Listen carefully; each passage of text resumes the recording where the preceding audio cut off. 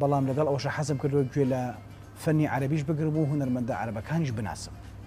یەکێکی لە هونەرمەندانی زۆرترین گوێچێ لەگەڵ خانمە گۆرانی بێژەکانە. ڕاست. ئەمە بیرۆکەی خۆت یاخود نەخێر بیرۆکەی مامۆستایە؟ حتمەن ئێمە بە تەوافقی هەمومان بووە.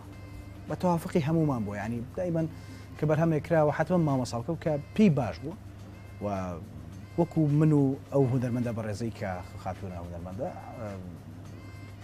قسەمان لەسەر کردووە بۆ ناکارێکی وا جوان بکەین و بیرۆکێکی جوان هەڵەبژێردێت و تێکستێکی جوان و میلۆدێکی جوان کاری لەسەر پێ شتێکی جوان دەچێت. بەڵام سوپاس بخوا کە هەموو بەرهەمەکانمان کە کردووە لەگەڵ ئەو بەرهەمانەی کە من کردومە هەم بووە لەگەڵ خانمە هونەرمەندان بەرهەمی جوان بووە، بەرهەمی ئەوە بووە کە جگای خۆی گرتووە، بەڕەزامەندی هەموو لایەکمان بووە.